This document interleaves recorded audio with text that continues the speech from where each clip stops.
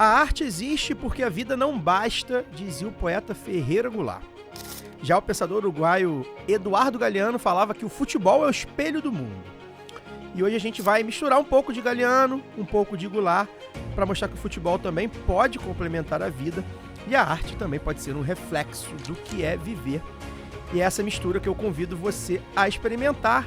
Cinema, futebol, tem pitadas de comunicação, redes sociais, jornalismo, vida urbana, mercado de trabalho, mercado de streaming, regulação e todas as pensatas que vierem à mente desse nosso convidado que pensa, repensa, vive a arte e o esporte de uma maneira muito particular e que eu muito admiro. Paulo Júnior, cria do ABC Paulista, morador recente da Tijuca Carioca, escritor, jornalista, documentarista, podcaster e meu amigo pessoal, íntimo. Pauleta, é um desafio para mim hoje, porque primeiro que a gente está fazendo uma revista diferente do que a gente costuma fazer, vai ser um papo, uma conversa. É óbvio que eu tenho algumas perguntas aqui para você e você vai me responder, mas vai ser um papo, uma conversa. E é um desafio porque você é um amigo, você é um cara que eu costumo dizer, e enfim, é verdade, eu falo isso, e agora estou falando no ar pela primeira vez. É um cara que me faz refletir muito sobre as minhas próprias opiniões. É um cara que consegue abrir um debate. É um cara que a gente consegue conversar sobre várias coisas. E é por isso que eu quis trazê-lo aqui para a gente conversar. É claro que a gente vai falar sobre mercado de trabalho, sobre cinema, sobre sua atuação profissional.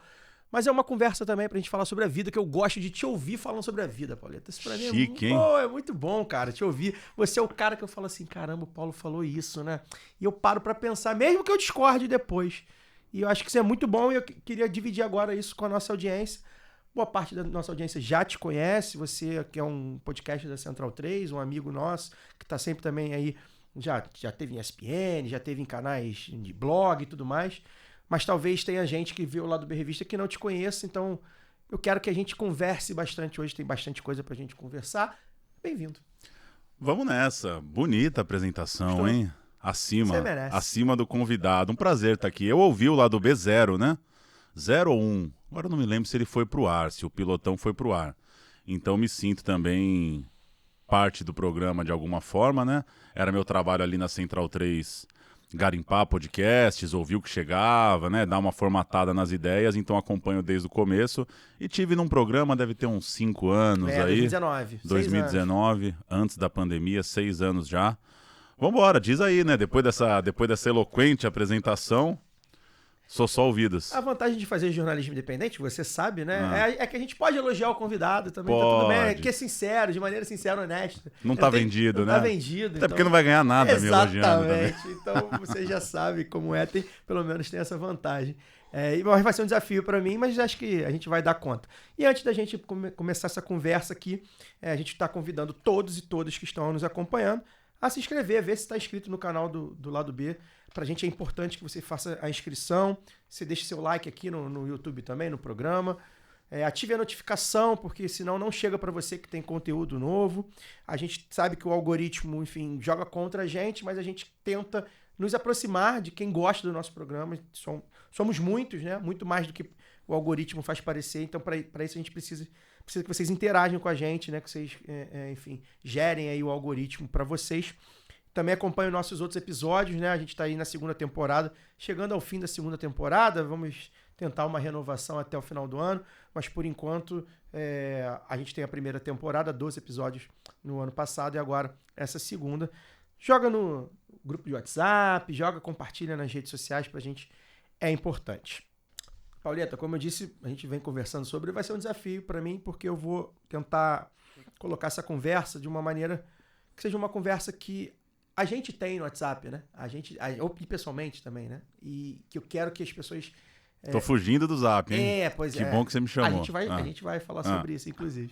E aí eu queria que você, se você fosse obrigado a escolher, cara, para ver o resto da sua vida, apenas um entre eles, futebol ou cinema, o que você escolheria? Escolheria futebol. Acho que escolheria futebol. Caráter imprevisível. Para ser mais justo também com o que eu acompanho há mais tempo, assim. O cinema é uma coisa mais recente na minha vida também. Acho que o futebol ainda dá conta de nos levar para outros lugares, se você consegue se desligar um pouco dessa loucura do dia a dia, esse é o desafio, né? Porque não adianta parar para ir pro futebol estressado também, para ir para responder as besteiras que você tá ouvindo na televisão, as coisas que você tá lendo, aí você fica muito estressado, o jogo não dá conta. Mas eu ainda me divirto muito vendo futebol. Me divirto muito ainda. Foi trabalhoso alcançar esse divertimento, mas em algum momento da minha vida, acho que há alguns anos aí, há uns 5 anos talvez, consegui dar um giro assim. Hoje para mim é mais leve. Hoje eu consigo tirar minha onda e não entrar nas divididas que o ambiente fica colocando pra gente, sabe? Muito passional no futebol, tem isso. Mas ao mesmo tempo é profissional, porque você também trabalha, você é cronista, né? Como é que é essa divisão? Cara, eu acho que tem um lance que é muita informação, né? É muita informação. E aí já mistura um pouco os assuntos, né? Se deixar, nenhum assunto merece nossa atenção 24 horas por dia.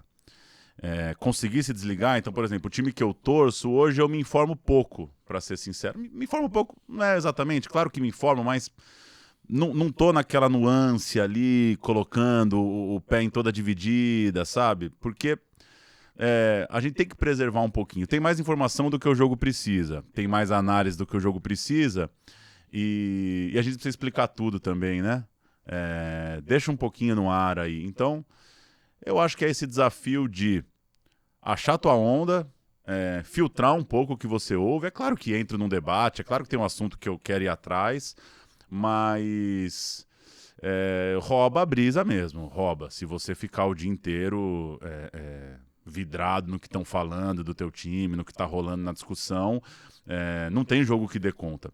Então eu acho que o lance é achar seu barato mesmo, assim, e tem muito a ver com a gente, né, cara? Se você tá na loucura ali, no estresse da rede social, da informação, né? Se a gente ficar comprando briga com cada coisa que sai e tal, é complicado. Mas eu acho que dá, assim. Eu insisto que dá. Dá pra ser mais de boa. Tem que dar. Tem que dar. Não acho que é um caminho sem volta.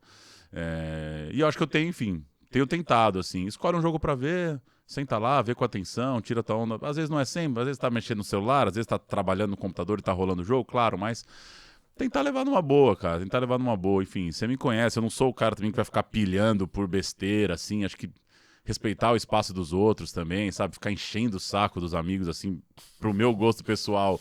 Isso excede, assim, o que é o gostoso, sabe? Deixar as pessoas formarem sua opinião também. E uma coisa que eu acho interessante é se atentar aos gostos das pessoas, sabe?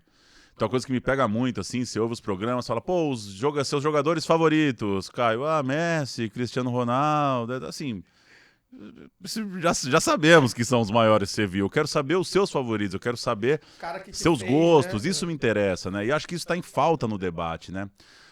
A análise tomou tanto de assalto e essa loucura da informação e da audiência né? Tá tão maluca que às vezes um cara que você até curte ver na televisão, você fica um tempão sem saber o que o cara tá achando das coisas. Sabe o que o cara tá achando das coisas? Ele sabe ver jogo, ele é bem informado, só que você não sabe o que ele tá achando das coisas. E você até citou a coisa da crônica, o futebol contado, né? O futebol da crônica pertenceu a outro tempo, pertenceu ao século XX, acabou. Ninguém precisa te contar como é que foi o jogo do Flamengo. Sim. Então não adianta falar, pô, esse cara escreve bem, esse cara escreve mal. Os dois, você viu o jogo, né? Então, a gente tá... O nosso ambiente tá precisando entender onde é que você conta. O que você conta? Pensar uma situação. Você tem um amigo teu de estádio, o cara tava numa viagem, ele chegou na tua casa e você acabou de chegar no Maracanã, ele não viu nada. Ele não abriu o celular e ele fala, como é que foi o jogo? E você precisa contar pra ele, né? Isso a gente não faz mais.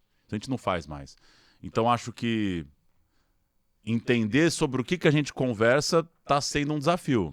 Tá sendo um desafio porque, né, o GIF Go tá bombando aí e ninguém mais quer saber muito o que você achou das coisas, sabe? Pois é, e aí acho que tem muito a ver com rede social e é um assunto que a gente debate bastante aqui no Lado B e é um assunto que você conversa bastante com os amigos, mas também nas próprias redes sociais, tentando dar um novo entendimento do que é a rede social, né? Que é curioso, a nossa geração, e aí eu e você provavelmente tivemos essa trajetória, é uma geração que se interligou muito com o esporte, inclusive, a partir da internet como um todo e de comunidades, né? Aí eu lembro de cara do Orkut, mas não era só Orkut, que era de fato formação de comunidade propriamente dita, mas você tinha as comunidades lá, sei lá, no MSN, de conversar com alguém sobre o jogo. Então a internet e a rede social eram canais, blogs, né? Eram canais que... E aí falando do futebol, mas acho que serve para vários outros assuntos, música, cinema também. Eles moldaram um pouco do que a gente entendia pelo jogo também, nessa troca, né? Então, assim, por exemplo, um dos seus irmãos de arquibancada, que é o Leandro e a mim, eu conhecia via comunidade do Orkut, rede social, né? E só graças a isso que tem o lado B do Rio também, né? O Fagner conhecia ele pelo blog da ESPN, ou seja, blog. Então, assim, a gente não tem como fugir disso. Claro. E isso foi bem legal para nossa formação de torcedor e de pessoa. Só que hoje a rede social é outra coisa, é uma discussão que a gente faz bastante aqui. Como é que é a sua relação com a rede social? Você falou aí que tá fugindo de WhatsApp, você de vez em quando foge do Twitter. Seu Instagram é um Instagram para uso pessoal, você não formula muito ali das suas coisas. Mas principalmente o Twitter, né? Que era a rede social que era relevante pra gente, que tinha essas discussões e que hoje eu defendo que não tem mais. Eu falo pra você e pro Yamin, por exemplo, que eu sempre fico falando, gente, não tem mais como discutir, não tem mais, acabou. Você acha que acabou esse tipo de rede social que a gente viu e que a gente gostava e que era legal porque tinha um debate ali? Você acha que não tem mais? Como é que é a tua relação com a rede social agora e o futebol, né? Porque é isso. Sim. Tá falando da mesma coisa. A rede social do futebol, o Twitter, a bolha do Twitter do esporte, do futebol, ela é pior ainda do que outras, né? Não sei se pior, mas tem particularidades. Como é que você faz essa relação hoje? Primeiro tem uma coisa que ele não nivela jornalista, influenciador, sanguessuga, interesseiro, torcedor apaixonado, torcedor canalha, mentiroso. Então, assim, dá trabalho. Dá trabalho. Você deve ter alguém lá que você fala, pô, esse cara aqui fala umas coisas legais, mas aí um belo dia o cara dá uma escorregada que você fala, meu, o que eu tô fazendo da minha vida lendo esse cara, né? Então, acho que o debate acabou. Eu acho que acabou. Como eu vejo hoje? Eu vejo como um painel, assim. É como se fosse cada um na sua varanda, falasse, e aí você ouve alguns ali, outros você ignora, mas assim, conversar não tem conversa. Não tem conversa. É um painel de opiniões, então tem pessoas ali que eu vou ler e que eu gosto, mas eu não respondo para elas. Eu não... For um amigo pessoal, eu posso puxar uma conversa à parte, mas assim... não acho que é um espaço de debate. Acho que é uma grande colagem de opiniões, assim. Acho que a nossa geração, né? Falando nossa geração, porque somos de uma turma que foi fazer faculdade com o início das redes sociais. A gente meio que se formou adulto misturando com isso. A gente falhou muito em melhorar ferramentas, a gente patina muito, sabe? Tinha que ter ferramentas desenvolvidas com mais capacidade de organizar isso, sabe? Para mim é um terror que há 25 anos precisa silenciar as pessoas do Big Brother, por exemplo. Como é que... né? Dei um exemplo qualquer de uma coisa que eu não gosto, mas enfim. A gente desenvolveu ferramentas muito ruins ou muito frágeis para isso. As plataformas estão lá, as Big Techs, fomentando mentira, chateação, importunação. Então é um beco sem saída, porque não temos ferramentas boas para o debate. Os caras são donos da plataforma, eles estão querendo o caos mesmo. Então não tem debate, assim. O que tem é uma coisa quase solitária do nosso tempo mesmo, da vida que a gente leva. Por exemplo, eu sou uma pessoa que eu não mexo muito, assim, no celular, na rua, assim, no bar. Eu não sou um cara que vai ver um jogo no bar e vai escrever alguma coisa no Twitter. Não faço isso. Pra mim é uma relação muito mais de uma certa solidão. Não solidão, sem drama aqui, mas assim, você tá sozinho em casa, você vai ali, lê o que tá rolando, né? Publicar alguma coisa. Mas, de forma objetiva, acho que não tem debate. Acho que preenche esse nosso vazio de uma vida que é muito pouco comunitária, assim. Se a gente tivesse... se a gente se encontrasse todas as noites que nosso time estão jogando, talvez não precisaria ter aquilo. A nossa vida hoje ela é muito no computador, muito no celular. A gente fica muito mais sozinho do que nossos pais ficavam, né? Sim. Eu, por exemplo, sou uma pessoa de 37 anos que mora sozinho. Acaba um jogo lá meia-noite, eu vou dar uma volta na internet mesmo, é claro que vou. Mas é esse ambiente que mistura um pouco essa necessidade de ser ouvido, um pouco de ego também, né? É bom quando você escreve lá e você sabe que as pessoas leram, né? A gente escreve para ser lido, então é interessante quando você vê que uma ideia sua teve fluidez, percorreu algum caminho ali, mas não é um debate, né? Não mata a minha sede do debate, assim, não substitui, a gente não conversa, né? Na rede social. Você acho que se formou. Você se formou quando? 2009. É um pouquinho antes, porque eu faço jornalismo, eu faço direito primeiro, né? Então me formo um pouquinho depois. Bem depois, na verdade. Nessa época eu estava me formando em direito. Você ainda pegou uma fase anterior. Você é um bom advogado? Não, aliás? péssimo. Nunca fui nem advogado, sou um bacharel. Tá bom. E olhe lá. Tá bom. O bacharel Desculpa. era razoável, um assistente jurídico. Era razoável. Sou o melhor jornalista. Sou jornalista nota 7, o bacharel nota 5. Tá bom. E aí, retomando, né? Você é de uma outra geração profissional. A gente, e isso eu vi também já posteriormente, a gente, na faculdade, a gente tentou aprender a usar as ferramentas que se tinha das redes sociais. Uhum. No meu caso mais específico, eu entro em 2013, né? Já com desenvolvimento de Twitter e de Facebook muito vivo ali, e me formo em 2018, eu precisei lidar com aquilo profissionalmente. Aquilo ali já era... Então a gente era jornalista, diplomado, profissional da área, as questões éticas, de técnicas e tudo mais a gente tinha, e tinha que dominar as redes sociais também. Ao passo que a internet daria pra gente também um novo mundo, ou seja, você não precisaria ser um jornalista diplomado, você poderia ser só um bom analista de futebol. Estou falando aqui de futebol, a gente vai falar também de outras áreas. Que você teria espaço. E isso acabou acontecendo. E hoje isso se misturou. Né? E eu queria um cenário para você que é um jornalista formado, é um cara que atua e atua ainda na área do esporte, né? Dá para dizer que é um jornalismo esportivo, né? Essa denominação polêmica. Como é que você vê isso hoje? Porque me parece que um jornalismo esportivo tentar não ser saudosista na hora de fazer essa análise, mas não tem como. O jornalismo esportivo foi muito contaminado pela dinâmica das redes sociais. Seja por exemplo, perfis de grandes caras que a gente via nas emissoras e que o perfil do Twitter dele é mais um perfil de Twitter, tipo assim, não agrega em absolutamente nada. Tem nomes aí que a gente poderia falar, que te fala assim, pô, esse cara falando na ESPN, pô, fala legal, mas o Twitter dele é uma bosta. Ele só faz a mesma coisa que os outros fazem. E também a lógica levada pra TV, talvez. Aí eu não sei se você concorda, mas queria te deixar essa interrogação. Como é que você vê o jornalismo esportivo hoje, cara? Porque fica parecendo que tá tudo muito ruim, assim. Eu não sei se tá tudo muito ruim. Como é que você vê isso? Você que trabalhou na área.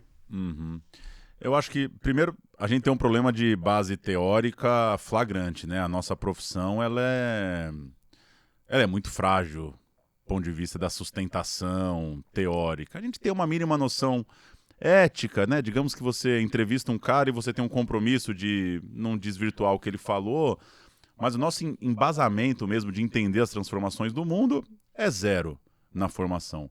E se você for comparar com outras profissões, então sei lá, um médico estava na faculdade há 20 anos, como eu estava, provavelmente ele estava pensando que ia chegar uma cirurgia com uma tecnologia, um computador mais poderoso que estavam estudando, ou um arquiteto vai entender que os materiais estão mudando. Olha, esse material que se usa hoje talvez vai estar antigo daqui a uns anos. Cara, o jornalismo, assim, a comunicação, ela passou o carro de forma avassaladora e a gente não tem esse embasamento teórico. Eu lembro que na faculdade a gente tinha uma aula de template de blog. A gente tinha um professor que dizia que a rádio digital vai ser um barato, porque todo mundo vai poder ter a sua estação. Enfim, a coisa na comunicação ela é mais embaralhada. Por mais que alguns teóricos previram o que ia acontecer com as big techs, que a internet ia ser totalmente sitiada como ela é hoje, isso a gente não se embasou teoricamente. Quando o cara entrou para trabalhar lá na Globo em 2005... ele não estava muito ligado que daqui a um tempo a Copa do Mundo ia ser só do estúdio no casé, sabe? Isso estava no ar, a comunicação tinha uma tendência a se tornar mais nichada, essa grande rede tinha uma tendência a perder seu espaço com a internet, tudo isso estava no ar, mas não tem um preparo firme de véspera, conceitual, teórica. O que eu vou fazer com a minha profissão? E a profissão foi jogada ao léu. Ela tá aí, largada. Faz de um jeito, você vai entrevistar com alguém, o cara tem que saber se você é um picareta, se você é da extrema direita querendo filmar para constrangê-lo. Tá tudo largado. Então eu acho que a gente sente falta dessas referências mais embasadas teoricamente no jornalismo esportivo. São pouquíssimos, são raríssimos. Talvez quem está aqui nos vendo, nos ouvindo, não tenha nenhum, assim, uma referência que fala, pô, esse cara, se ele para falar de comunicação, eu ouço ele no Sport TV, na ESPN, no que seja. Então a gente sente essa falta. E aí eu acho que, como você falou, não é cair na nostalgia, porque ela é perigosa, né? E também, enfim, a vida, né? A vida que a gente tem é essa e vambora viver o presente. Mas aí tem uma coisa de um monopólio da opinião, de fato, né? Existia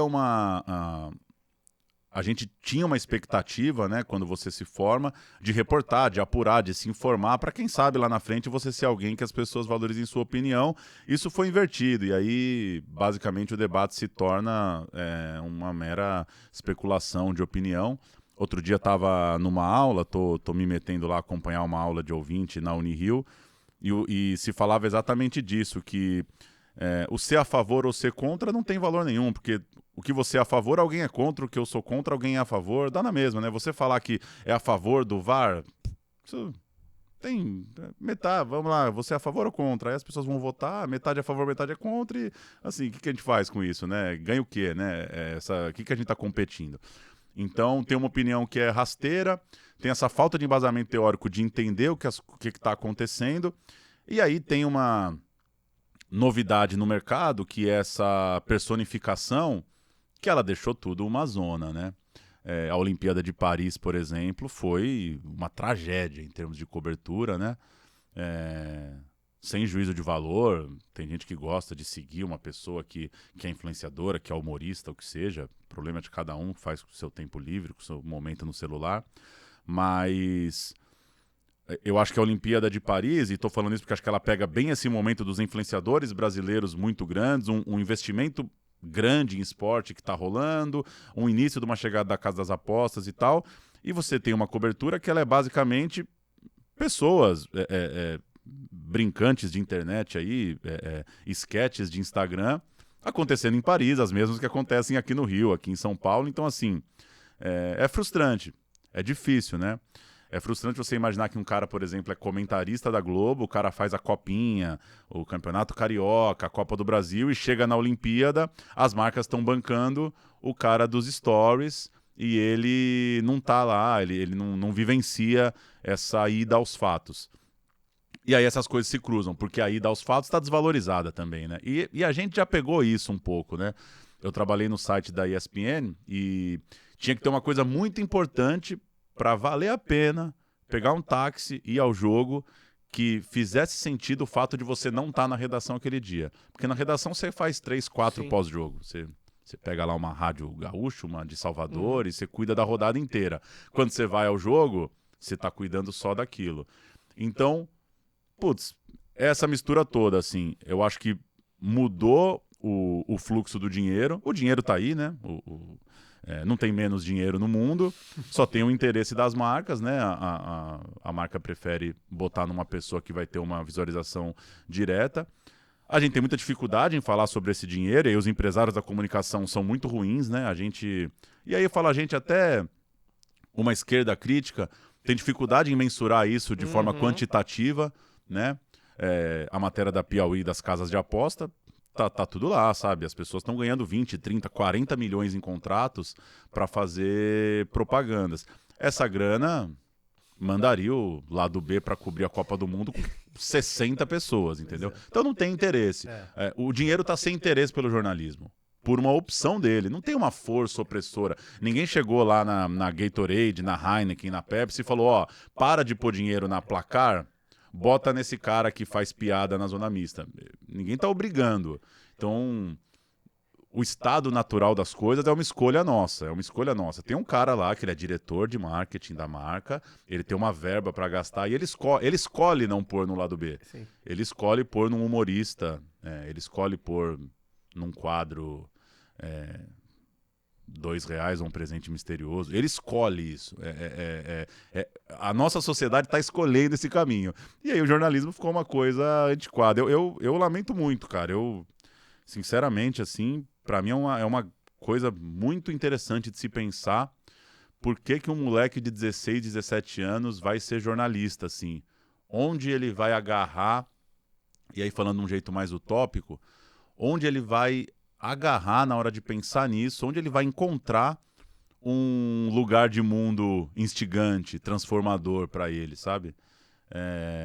Ele circula aí por vagas de emprego, por lugares que ele gostaria de trabalhar, onde ele se apega. Então não queria ser tão pessimista, mas a profissão foi largada ao relento, cara. Tá largada aí na pista. Eu cheguei a fazer, como eu falei, né? Eu fiquei na faculdade de 13 a 18, né? E já tinha essa coisa, do tanto que eu fiz podcast. Gravava um áudio lá sobre a Copa de 2014 e tal. Meu primeiro podcast. Com o Gabriel Gutierrez, inclusive, que teve aí nessa cadeira pra gente falar também de música. Então já tinha blog, eu fui ter blog, eu tinha blog. Na época da Copa eu tive um blog. Agora, o curioso, né? Em 2014, como eram as coisas, né? Eu tinha um blog no Lance, o Lance tinha uma blogosfera própria, que você não ganhava dinheiro nenhum, mas você botava lá teu nome, dava acesso pro Lance, mas qual era o barato? Pô, teu nome tava no Lance. Então, em 2014, o meu texto, eu fiz um texto depois de 7-1, assim, cara, preciso escrever. Foi um texto bem legal. Qualquer dia eu disponibilizo. E botei meu texto no blog, que eu tinha o Resenha dos Focas, porque Foca, né, é o estagiário do jornalismo. Resenha, a palavra já estava na moda. E, cara, meu texto foi pra home. 7-1, Brasil 7-1, veja aqui como jogo, sei lá, Juca Kfouri comenta, Nananã comenta, e meu texto, terceiro ou quarto, assim, foram vários, né? Mas de blogueiro, assim, estagiários que só o meu, enfim, depois até aconteceram outros. E eu falei, pô, aquilo era uma conquista pra mim. Eu falei, pô, perdi alguém até gostou, esse print. Né? Não, e assim, era um estagiário de jornalismo, escrevendo pro Lance, né? Que eu ainda peguei essa fase do Lance ali no blog e tal. Mas já tinha essa coisa da rede social, era o Facebook e tal. E eu lembro que depois disso, me chamam muito pra fazer palestras pra universitários, né? E uma das coisas que eu sempre falei, e que hoje eu já não falo mais, era por que fazer jornalismo? Se você pode abrir o seu canal no YouTube hoje, sem nada. Você compra um microfone, uma câmera e abre o seu canal no YouTube. E se suas opiniões forem boas e legais, ou se o seu conteúdo for engraçado, ou engajar, ou aproveitar trend, ou se você acha que você é muito bom, você faz. E você pode conquistar essa ética que eu falei em outra profissão. Você pode ser um arquiteto, um advogado. Exato. Então, eu falava assim, né? Para você ter o domínio técnico. Porque o jornalista, em tese, ele sabe escrever, ele sabe por onde começar a escrever, por que escrever, quem entrevistar, como entrevistar, questões éticas e tudo mais. Então, assim, o jornalista dominava a técnica da escrita e do vídeo, porventura e tal. E hoje acho que nem isso, porque você vê que as coisas foram por um caminho que você nem precisa mais ter essa técnica. Pelo contrário, pessoal, assim, tem textos comprovando, por exemplo, né, pesquisas comprovando que se você colocar um erro de português numa postagem no Instagram, aquilo vai gerar mais engajamento, que as pessoas vão lá corrigir. E aí, como é que... Então, assim, não que o português seja, todo jornalista tem que falar o português, mas assim, tô dando um exemplo de uma formação que você, em tese, aprende ali e que a internet bagunçou. E aí tem pessoas que propositalmente, quando colocam seus conteúdos, né, seus vídeos principalmente, ou fotos no Instagram, coloca com um errinho de português lá, uma vírgula mal colocada, que é para gerar engajamento. Então, o que eu vou falar para os universitários de jornalismo? Vou fazer faculdade de jornalismo para quê? Né? Então, eu acho que tem um pouco do que você falou, né, assim, de como bagunçou, né? Ao mesmo tempo, você tem a possibilidade, o lado B só existe porque a gente consegue colocar a nossa plataforma, o nosso conteúdo numa plataforma. Claro. Né? Tem que pensar, é uma loucura, porque você tem que, no mar de lama, você tem que achar algumas coisas, a gente conhece gente que tá falando de futebol, de cinema, de política. Tem que torcer pro Vale do Silício, entregar seu link, né? Pedir, rezar pra notificar, ir lá todo dia, igual nossas vozes faziam no canal, né? Porque eles não E se dão, chegar no e-mail e quiserem te botar no spam, cai pro spam vai cair também. pro spam. Então, tem. assim, mas tem essa possibilidade. Claro. E o jornalismo em si, o que seduz uma pessoa hoje? A gente fala da ESPN, que é a grande referência, né? Uhum. Que inclusive talvez seja o grande case de como o jornalismo já foi uma coisa e virou outra, né?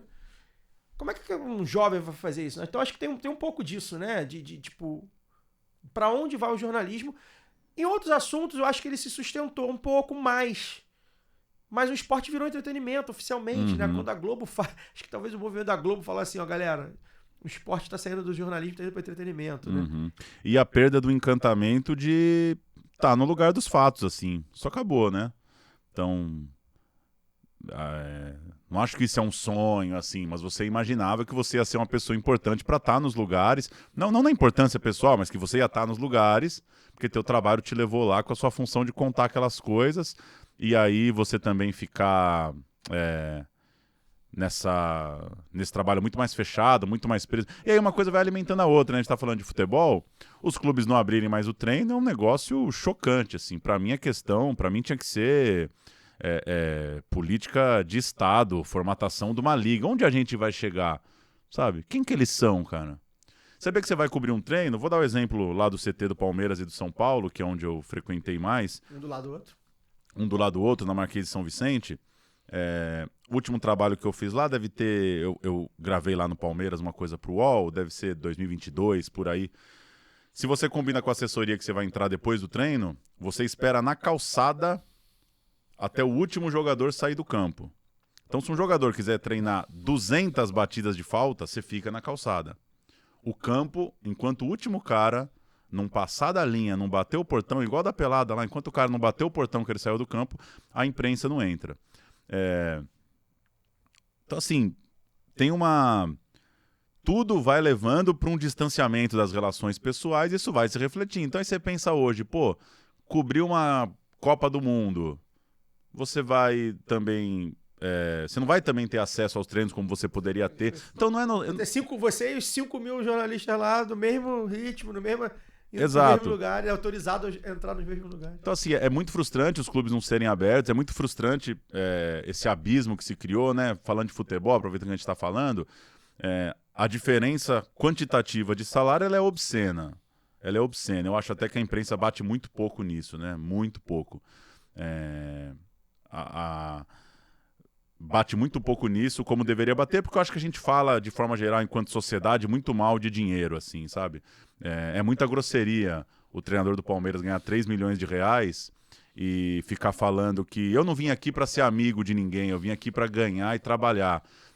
Porque a vontade que dá é falar, meu, quem falou que eu tenho vontade de ser teu amigo, né? Ninguém aqui tá cobiçando tua amizade, né? E o cara ganha num mês o que... as famílias inteiras, daquela sala inteira, talvez não vão juntar na vida, né?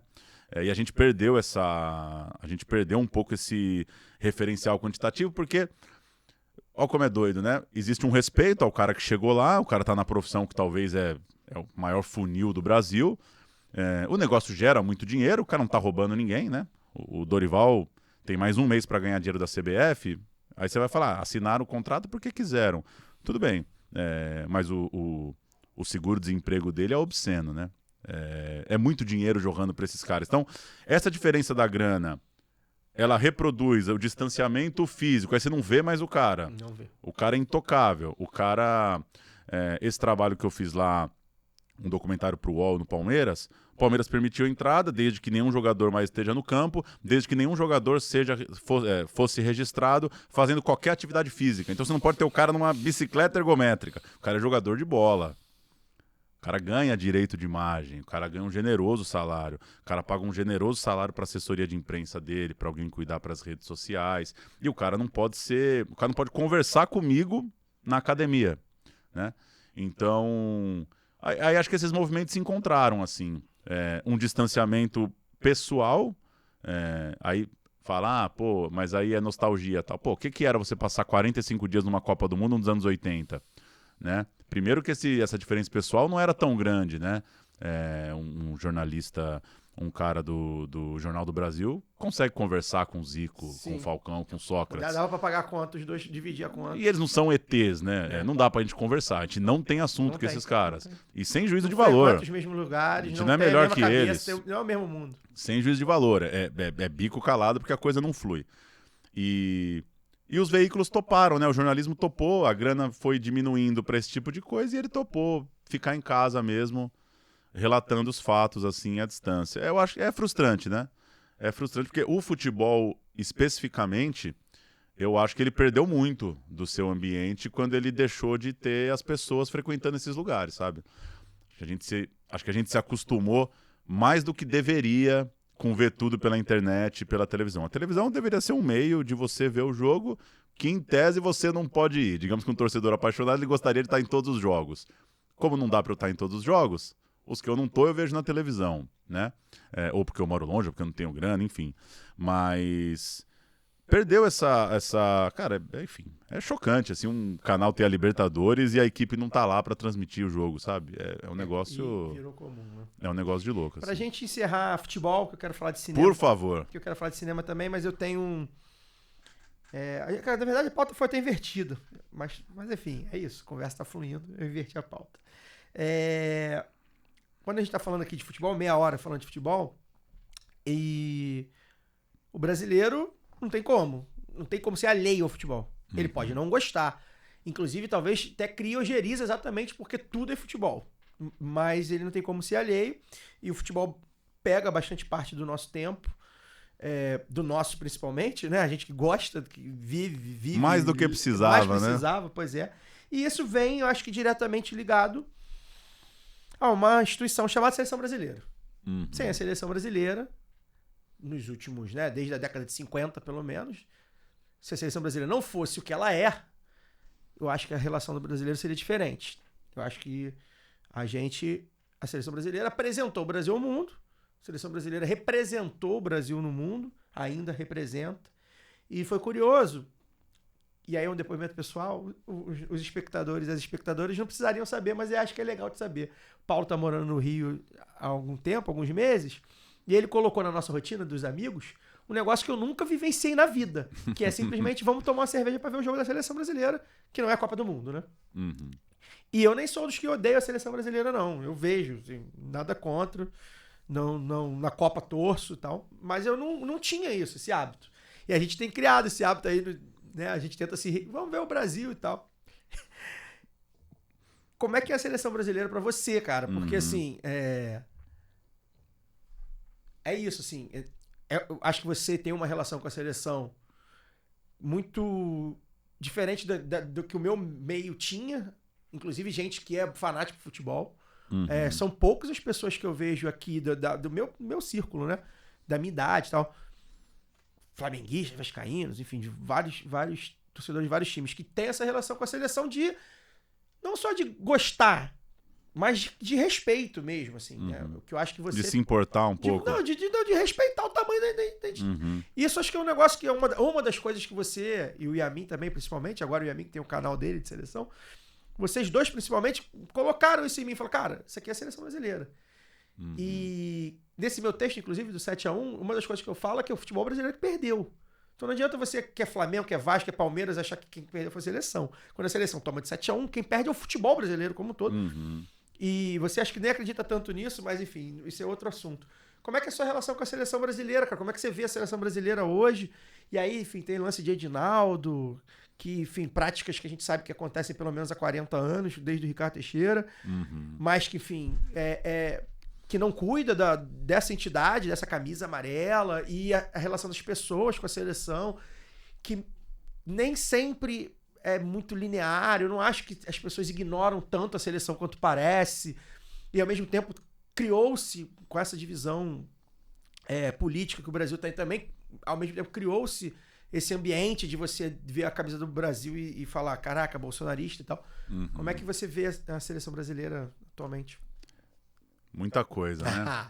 Primeiro, assim, eu acho que tem uma dificuldade que a gente tem com o futebol, a gente como um todo, pessoas que gostam de futebol, é lembrar que futebol é talvez a coisa que vai te acompanhar pelo maior período da tua vida. Você vai gostar de futebol dos 5, 6 até o último dia da tua vida. Então, se você viver 90 anos, você vai ver 15 Copa do Mundo, sei lá. Então, assim, não precisa ter uma coisa equilibrada, linear e coerente por toda a sua vida. Eu acho que as variações são normais. Eu, por exemplo, né, fazendo uma rápida retrospectiva pelas Copas, eu gostava muito da seleção ali, 2004, 2005, muito encantado, achava muito legal que o Brasil tinha os melhores jogadores do mundo e tal. O Dunga, para mim, foi um baixo astral tremendo. A volta do Felipão eu não gostei muito. Na Copa no Brasil, muito interessado pelos protestos, porque estava rolando ainda em 2013, muito tocado pelas críticas à arenização, aquilo me distanciou muito da seleção. O Tite, com todos os problemas que ele teve nas Copas do Mundo, que não conseguiu fazer o time jogar o que poderia, a meu ver, né? Ele não teve o dia especial, né, na Copa. Eu acho que o Tite restabelece um respeito pela seleção, né? E eu vou sempre achar isso. O Tite, o jornalista pergunta de um jogador que não foi convocado, ele não falava, não falo de quem não tá na lista. Você pergunta lá, pô, mas e o cara do esporte, tá jogando bem? Não, o cara do esporte tá na lista dos 80 que eu tô vendo e tal. Alguém pode achar que é politicagem, que é papo furado. Pra mim, ele, dos caras que eu vi, é o que mais respeitou o cargo. Ele teve a liturgia do cargo. Ele sabe que todo mundo que tá assistindo gostaria de estar na função dele. E é o primeiro técnico da seleção a dar expediente, né? Trabalhava lá das 10 às 19 na sede da CBF.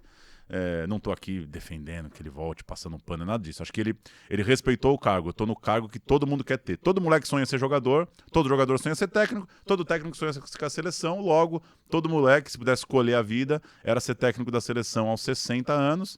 E ele foi, acho que ele respeitou. Então essas coisas variam. O Tite me reaproximou. Eu tinha vontade de ouvir as coletivas do Tite, porque eu sei que ele se importa com quem tá ouvindo. Eu sabia que ele se importava.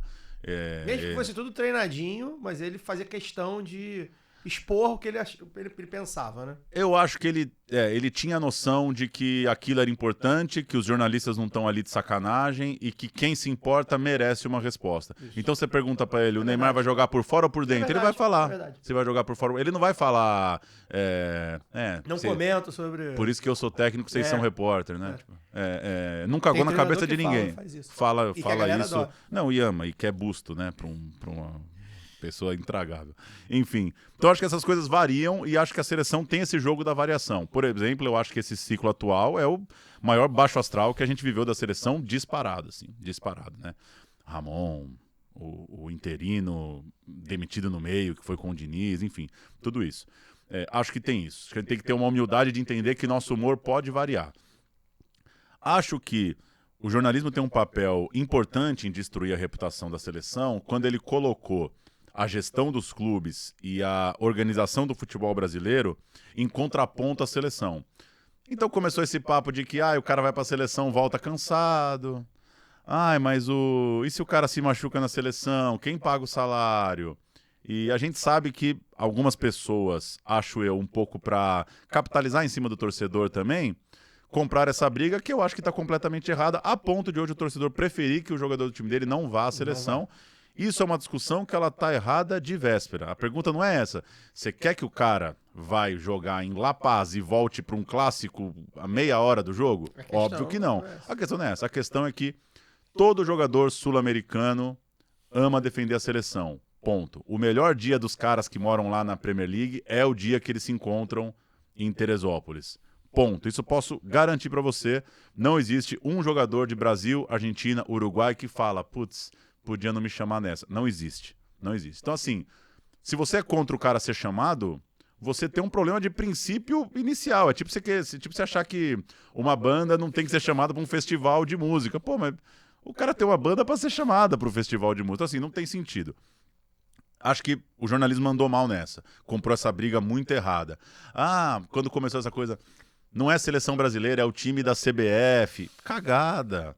Cagada, gente, sabe? Isso é tão rasteiro como achar que o patrocinador do teu time manda no teu time, ou que tipo, parece aquela coisa que eles lá ganhando milhões e você aí chorando, sabe? Isso é bobagem, cara. Então, reducionista. Essa coisa de time da CBF é bobagem, essa coisa de o clube é mais importante, isso é novo. Não que é novo nessa embalagem, é novo nessa briga. Claro que isso sempre existiu, mas a gente não pode perder de vista que outras gerações tiveram na seleção brasileira os melhores times que eles viram na vida. Então o encantamento não é produzido, não é que vocês ficam romantizando o Brasil que perdeu para a Itália. Cara, não é romantizando. Os caras que viram aquele jogo dizem que aquele é o melhor time que eles viram. Eu não posso brigar com eles. Faz total sentido. Eu vou falar o quê pro meu pai? Você gosta de um time perdedor, você tá romantizando. Porra. E que faz total sentido, porque era o espírito daquele tempo. Era aquilo. Reunindo os melhores jogadores do país que tinha os melhores jogadores. E ela, com essa busca, com esse compromisso de tentar representar, sempre cheio de percalços. Aí que tá. Então acho que foi se construindo uma coisa de que a seleção não importa. Eu acho que vai se misturando as coisas. É claro que a CBF é uma merda, mas se a gente também não puder gostar de futebol e ser crítico ao mesmo tempo, aí a gente para de ver jogo, Imagina, né? né? Pô, você sabe o time que eu torço. Se eu começar a falar das cagadas que eu também acho do meu time, a gente vai ficar aí aqui. Aí acaba. Mas aí, enfim, já me alonguei um pouco para tentar pegar o hoje. O que eu acho? Eu acho que as pessoas perderam um pouco a noção de que a seleção é importante para o futebol. O futebol de seleções não vai acabar, não tem que acabar. A Copa do Mundo ainda é o torneio mais legal para acompanhar. Você prefere que o Flamengo ganhe a Taça Guanabara do que o Brasil ganhe a Copa do Mundo? O problema é teu e, sinceramente, eu acho meio papo furado. Não prefere, porque o churrasco, quando o Brasil ganhar a Copa do Mundo, depois de 20 É que as pessoas não lembram, anos, né? Tem uma geração inteira aí É. de adultos que não sabe como é. E tem outra coisa, você citou o 7-1, para eu concluir essa coisa de seleção que eu falei bastante. O 7-1 causou uma distorção no debate, que a imprensa, de certa forma, a crítica, a opinião pública, cravou que o futebol brasileiro tinha um atraso, ele representava um atraso. Então, né, parece que o Brasil era o velho, a Alemanha era o novo, né? Futebol, nada é tão genérico assim, né? O time da Alemanha não era tão bom para ganhar de 7, o Brasil não era tão ruim para tomar de 7. Essas coisas acontecem e com todo o mérito da Alemanha e com todo o demérito do Brasil. Mas ali eu acho que gera uma ruptura que ainda não foi corrigida, que é uma ideia de que o brasileiro é arrogante para futebol e que o brasileiro só torce quando ganha. Primeiro que eu acho que o brasileiro tem que ser arrogante para futebol mesmo, porque... Se a gente não for, quem vai ser? Né? Pô, se eu e você Os ingleses são até hoje. Se eu e você não puder ir para cima de 2 norueguês na praia para jogar uma pelada, aí acabou a vida, então, não é um problema ter mania de grandeza, não é um problema. Ser arrogante não é um problema. Sabe? Não é um problema. O grande ponto é que criou-se um constrangimento com o 7-1 que a gente não conseguiu sair ainda, sabe? Parece que não conseguiu sair ainda. E aí, acho que não conseguiu sair porque gerou esse distanciamento, porque a gente chegou num ponto que as pessoas acham que é melhor o Flamengo ganhar na bolinha de gude do que o Brasil ganhar na Copa, porque aqui é o Mengão e tal. O pertencimento, né, saiu da seleção. E porque a seleção... só vai conseguir dar uma resposta, infelizmente, quando ganhar a Copa, né? Senão a gente vai ter, né? O que a gente mais tem hoje é ex-jogador virando comentarista ou virando palhaçada de internet, que acha que ele joga melhor do que todos os caras da seleção de hoje, né? Esses dias o Souza, ex-jogador de São Paulo, viralizou, falando que o Paquetá, né? O Paquetá não engraxa a chuteira dele. Pô, sim. Tá desvirtuado, tá bagunçado. Mas eu te diria que, assim... Gosto de acompanhar a seleção porque acho que o futebol de seleção ele é interessante de assistir. Ele consegue driblar um pouco um certo pragmatismo do futebol de clube. Acho muito mais legal, por exemplo, ver uma Eurocopa do que ver a Champions League, pro meu gosto. Acho que o futebol de seleções tem outras nuances que o futebol de clube vai perdendo. E aí a gente pode dar vários exemplos aqui. Rames Rodrigues. Como é que o cara não consegue jogar no São Paulo... E o cara, a gente para pra ver na eliminatória, é gostoso de ver o cara jogar. Tem coisas no futebol de seleções que ele cabe, essas coisas ainda cabem. Por isso que aconteceu o que aconteceu com o Messi, por isso que pode acontecer com o Neymar algo grande, que talvez nunca mais aconteça no clube. No quarto e domingo, indo fazer palhaçada de influenciador, talvez no clube não caiba. Na seleção ainda cabe. E isso me interessa, assim, essa coisa de que eu acho que a última seleção argentina é o melhor exemplo. Vamos se juntar um mês e tentar montar um time legal que as pessoas vão lembrar. E, cara, isso tá meio fora do tempo, sabe? Tem nada a ver com... um projeto. E não tem a ver com Guardiola, Klopp, com perde, pressiona, com cacete. Tem nada a ver com isso. Tem a ver com outra parada. Quem esse mês consegue fazer isso aqui? Se der errado, a gente muda para a segunda rodada e vamos encaixando, torce para a bola entrar, o goleiro iluminado no pênalti, vamos embora. E no final das contas é a história das Copas todas, praticamente. É isso. E a gente vem do futebol com tanta frequência, né? Champions League, Europa League, Conferência, Copa Sul-Americana. Tipo assim, tem 16 times brasileiros jogando contra time gringo. Tá o tempo todo rolando um monte de jogão que a gente adoraria ver na infância, por exemplo, uns Goiás e Rosário Central. Tá rolando aí aos montes nos últimos anos. E eu acho que assim, se a pessoa respirar um pouquinho, ela vai lembrar que é legal. Tem um barato ali da montagem da seleção que me interessa, assim, enquanto espectador, me interessa esteticamente, em termos de linguagem, do que o time pode fazer, do que ele pode representar. E o Tino Marcos falou isso uma vez, foi bonito, ele falou que a seleção brasileira é uma vela lá na estante, que ela tá quase apagando, mas acontece uma coisinha, você passa lá e acende de novo. E aí, a virada, ela pode acontecer a qualquer momento, assim. Qualquer momento, cara. Precisa acontecer uma semifinal de Copa, uma quinta-feira, um jogador estourando. Que surge, do nada sai do banco e... E, cara, pode acontecer a qualquer momento. Pode acontecer a qualquer momento. Por um azar não teve um Brasil e Argentina no Catar, sabe? Que podia mudar, assim, muita coisa. Mas o Si não entra em campo. Tudo bem, mas assim, não acho que é essa terra arrasada toda, e eu acho que as pessoas falam da boca pra fora. Virou... E é descolado também falar que caga pra seleção. Então é aquela coisa, todo mundo caga, mas tá olhando, assim, né? Todo mundo critica, todo mundo tem opinião. Todo mundo tá olhando, assim, porque é legal, cara. Quando o time tiver legal, é legal. E aí a galera vai surfar de novo. E é uma coisa que eu insisto em dizer, repito, não sou um fanático da seleção nem nada, vejo até com um certo distanciamento, mas insisto em dizer, se tu acha que teu time é fodão, grandão, brabão mesmo, irmão, é por causa da seleção brasileira. Se não tem a seleção brasileira, você seria no máximo ali um Independente Del Valle, né? Porque Equador, Colômbia, que tem bons times, mas que ninguém, Atlético Nacional é um time fodão, mas não fica falando, porque são times cujos países não chegam na Copa do Mundo. E outra coisa, né? É uma geração inteira já de adultos que não lembra como é ganhar a Copa do Mundo. Galera, é bom pra caralho ganhar a Copa do Mundo, tá? E é isso, assim, até você que não liga muito pra seleção brasileira, mas que gosta de futebol, ou mesmo quem não gosta tanto de futebol, Copa do Mundo é coisa séria, já diria Galvão Bueno. E é isso.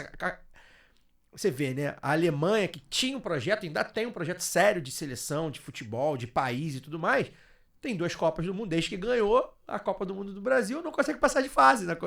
Isso não quer dizer que o projeto lá é ruim.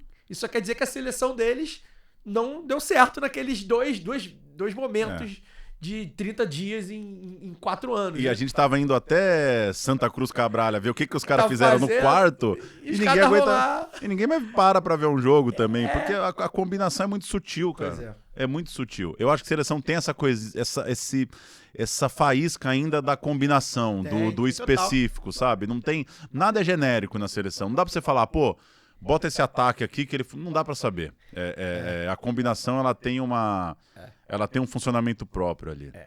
A gente vai falar de futebol mais, mas aí de outro ponto de vista, porque eu quero falar um pouco de arte com você, de cinema. Você é um homem do cinema também. E outro dia, acho que você nem sabe, mas rolou no nosso grupo uma piada com o seu nome, que foi, você foi falar de um filme esses dias aí lá acho que no Instagram, e você falou que nunca foi cinéfilo. Nunca fui cinéfilo. E isso virou uma figurinha nossa. Não sei se você já percebeu. Porque a gente, cara, com o Paulo Júnior fala isso. O Paulo é um documentarista, um cineasta, um homem do cinema, um homem de festival de cinema.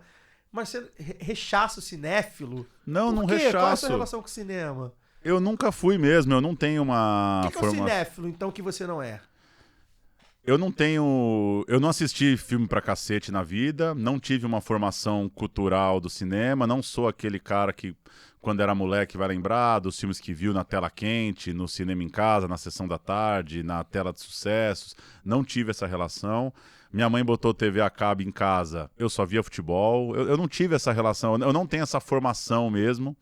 E não sou um devorador de filmes, não. Não tô nessa eu acho que o cinéfilo ele tem uma certa obsessão, não pela questão de se completar, você nunca vai ver tudo que precisa, enfim, o negócio quanto mais você assiste, quanto mais coisa você descobre, mais filme tem para assistir, a coisa não vai acabar nunca. Mas eu não fui formado e nunca toquei minha vida nesse lance. Acontece que a minha relação acabou sendo mais tardia. Eu conheci uma turma de amigos que era do curso de cinema, curso de jornalismo e de cinema meio juntos, assim, e a gente se meteu a fazer uns documentários. Eu me apaixonei, assim, pela coisa do documentário e passei a pesquisar muito, documentário principalmente, desde então, me interessar por estudar, por pesquisar. Depois tive o podcast do Central Cine Brasil por anos, cobrindo o cinema nacional, então... Eu tenho esse interesse, principalmente pelo cinema brasileiro, por uma questão um pouco de... Primeiro porque os filmes grandões, eles já têm um certo marketing natural. Eu achava que, enquanto jornalista, era mais interessante falar dos filmes que não saem na imprensa. E eles não saem mesmo, isso aqui não é chororô, assim, a imprensa tá cagando pro cinema brasileiro. Sim, é uma vergonha. Para mim é uma vergonha. A Globo News não tem programa de cultura, né? A gente precisa dizer. É um canal de notícias, mas cultura não é notícia, né? Porque não tem um programa que você vai ver a agenda do cinema. Tá lá em algum lugar, vai aparecer programa da tarde, vai passar um trailer, receber alguém, principalmente se é ligado à casa. Mas assim, a gente não tem um jornalismo de cultura hoje forte para o que ele poderia ser. Claro que tem os repórteres aí, os abnegados, muita gente boa cobrindo. O Globo, por exemplo, né? Para falar aqui do Rio... Folha, o pessoal tem lá seus repórteres frequentando festivais, cinema, viajando, cobrindo, mas não tem esse interesse. Eu achava que era legal ter, e foi muito legal de fato, porque é uma luta muito ingrata, né? Existe uma máxima conhecida, assim, né? Foi dita por um pensador do cinema brasileiro, mas outras pessoas também já reproduziram no fim das contas, que o pior filme brasileiro vai falar mais sobre você do que o melhor filme gringo que você puder ter visto. E não é uma questão de reserva de mercado, de pachequismo, nacionalismo, não é isso. Mas a gente tem essa triste constatação de que a gente não se interessa tanto pelas nossas histórias. Sim, as pessoas estão menos dispostas a ver um filme que eventualmente possa ser chato, eventualmente possa ser ruim para ela, tá muito menos disposta com o filme brasileiro do que com o filme estrangeiro. E aí é nessa linha, assim, me interessa muito pesquisar o cinema brasileiro, entender o que as pessoas em suas respectivas cidades e estados estão fazendo, que histórias elas estão contando. A variedade é absurda, né? A gente mora num país gigantesco, com milhares de jeitos de se trabalhar e milhares de jeitos de se contar a história. E aí eu mergulhei nessa, assim, e tô até hoje, assim, tento acompanhar na medida do possível. Tenho minha tabelinha lá que eu anoto todos os filmes brasileiros que estrearam e vou tentando acompanhar e vou tentando ver, os últimos 15 aqui não consegui ver. Tento olhar, será que já caiu no streaming, já pingou um link, já tá aí na pirataria, ainda tá no cinema. Claro que não dá pra ver tudo, mas eu fico muito interessado, assim, por saber como que nós, né? Nós brasileiros, no caso, como que a gente está se virando para contar as histórias, assim. E é uma luta muito inglória, cara. Tipo assim, os filmes não têm espaço, cara. É muito filme bom fazendo 2.000 pessoas de bilheteria. Tô falando 2.000 pessoas, cara. Assim, chega a ser constrangedor. E, enfim, a gente pode falar mais da indústria daqui a pouco. Fica um buraco aí, porque, enfim, as pessoas fazem os filmes para eles serem muito pouco vistos. Claro que ele pode durar para sempre, mas assim...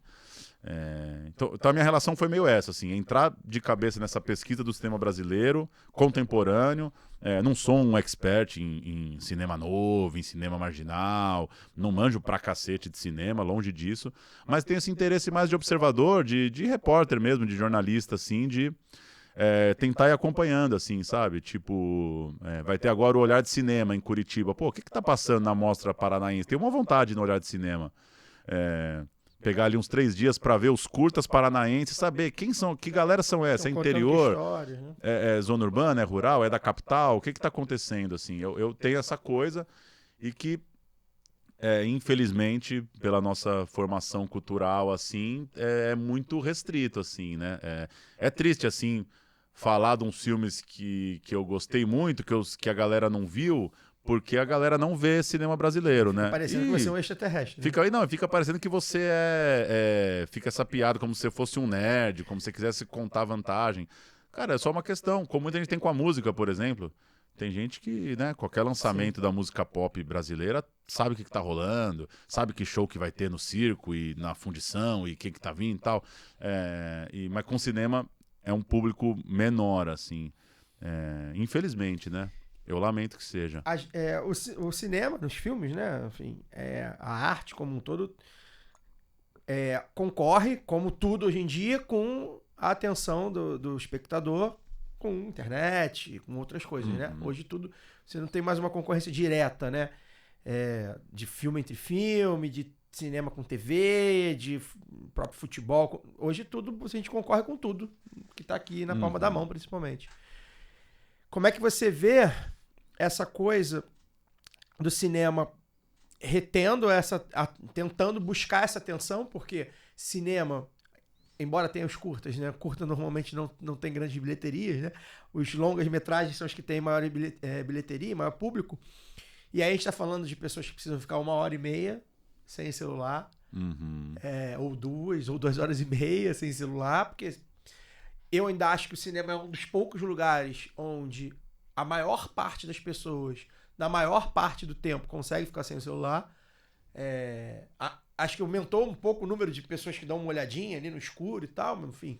Mas acho que, no geral, eu acho que ainda é um lugar que as pessoas vão e conseguem não digitar, pelo menos, não conversar durante o filme. Pelo menos nas experiências que eu tenho de cinema, que são poucas. Como é que você vê o cinema, e mesmo os filmes no streaming, né?